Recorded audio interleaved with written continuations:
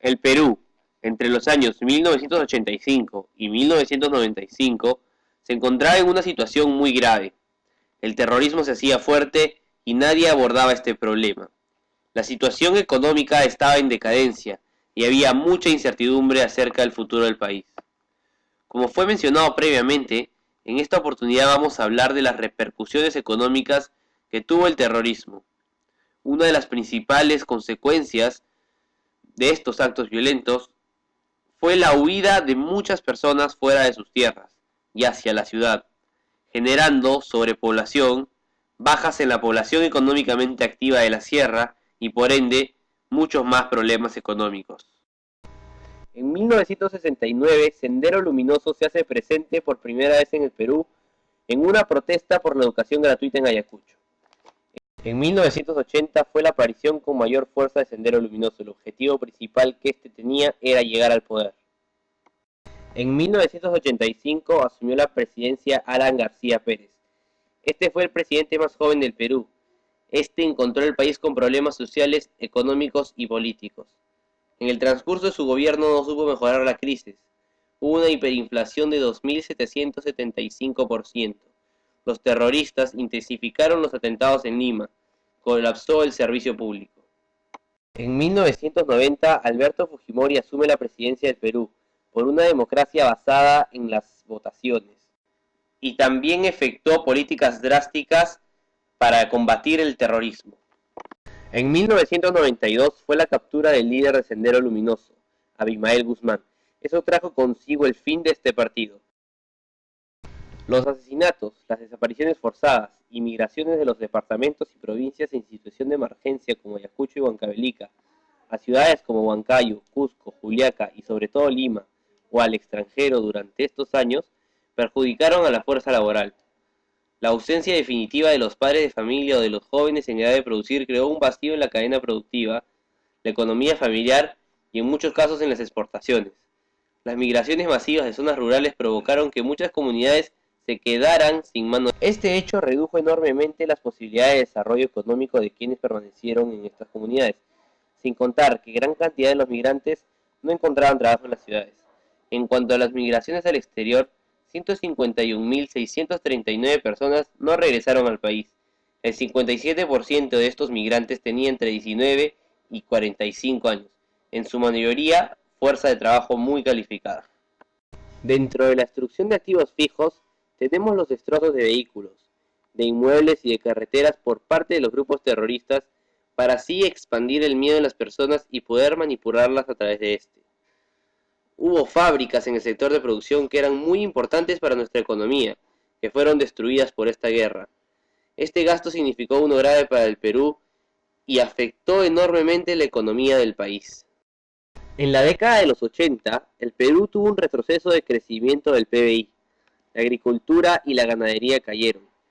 Debido a los préstamos que el Perú contrajo con el exterior, adquirimos una deuda tanto externa, deudas de importaciones y subsidios, como interna. Por el conflicto interno que tenía el país, el resto del mundo no miraba al Perú con buenos ojos. No era un país fiable a inversiones. Las inversiones extranjeras no tenían la seguridad que su negocio iba a crecer en nuestro territorio. Durante algunos años, las inversiones extranjeras en Perú bajaron y el país tuvo un estancamiento.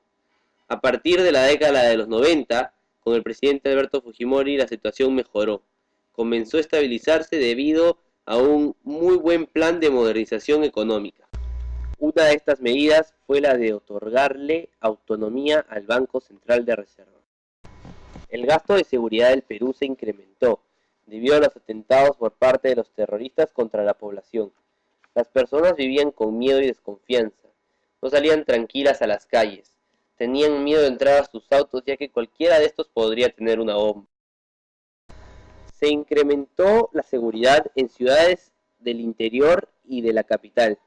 El Estado tuvo que invertir en las Fuerzas Armadas porque después del terrorismo tenían un ejército débil sin tantos militares, ya que no solo se perdieron vidas terroristas y de pobladores, sino también de militares. El 8 de agosto de 1990, el gobierno de Alberto Fujimori, que encontró un país quebrado tras la primera y desastrosa gestión de Alan García, anunció el ajuste económico más dramático de nuestra historia. De un día para otro, los peruanos descubrieron que su dinero tenía poquísimo valor. Los principales estimados sobre el costo económico tangible del terrorismo en el Perú apuntan a cifras cercanas a los 25.000 millones de dólares entre 1980 y 1992, es decir, más de 1.250 dólares por peruano. Esta cifra equivalía al 60% de lo que los peruanos produjeron durante el 92, así como a más de 6 veces de lo que pudieron exportar al mundo. En una difícil coyuntura financiera internacional, debido al sobreendeudamiento de anteriores gobiernos, el terrorismo había causado daños equivalentes al 95% de la deuda pública y privada del Perú con el exterior. Un estudio del Banco Mundial va más allá e intenta realizar un cálculo del efecto total del terrorismo sobre el crecimiento económico. Al hacerlo, reconoce la dificultad para obtener adecuadas mediciones de todos los recursos utilizados en la producción de actos terroristas, así como en la represión y precaución de los mismos, especialmente porque estos últimos son realizados no solo por el gobierno y las grandes empresas privadas, sino por la población en general. Utilizando series de ingreso per cápita y número de atentados en los 24 departamentos del Perú en la década de los 80, este estudio estima que el efecto de la intensificación de la actividad subversiva entre 1983 y 1990 causó una reducción del 8.1% en el ingreso per cápita. Si consideramos que entre estos años el ingreso por un habitante se contrajo en alrededor de 15%, concluimos que el terrorismo causó más de la mitad de esta caída. Es de resaltar también el inmenso daño que el terror generaba en actividades fundamentales de la economía peruana como la agricultura, la minería y el turismo. La focalización del terrorismo en las áreas rurales implicó un enorme costo sobre la actividad agropecuaria. Las migraciones hacia la zona urbana generadas por la falta de seguridad en el campo, el costo que implicaba el pago de cupos, la anarquía generada por el continuo asesinato de las autoridades rurales y el deterioro deliberado de infraestructura agrícola se combinaron trágicamente con las ineficiencias generadas por una inadecuada inversión pública y un excesivo intervencionismo del gobierno, controlando precios y protegiendo la producción de productos carentes de competitividad. ¿Cómo cree usted que el terrorismo aumentó la crisis económica en el primer gobierno de Alan García? Bueno, a ver, no solamente fue el terrorismo las medidas que generaron el problema económico del gobierno de Alan García, pero de hecho el tener que destinar recursos económicos a la lucha antiterrorista complicaba la situación de las reservas del país, sumado a tener que generar, a la decisión de generar medidas populistas, medidas económicas populistas, ¿no? que de alguna manera se viera por la población como que fuera algo positivo, pero que en realidad lo único que generaba a la larga era seguir complicando la situación económica del país. ¿En qué medida el Fujishock agravó la situación durante la época del terrorismo en el gobierno de Alberto Fujimori? Agravó, ¿no? Pero por todo lo que pasó en el gobierno de García se tenía que dar el Fujishock. Claro que agravó la situación económica de varios en el país, pero se tenía que dar. ¿Considera usted que las medidas antiterroristas realizadas en el gobierno de Alberto Fujimori fueron efectivas? Sí, fue efectiva. Sí.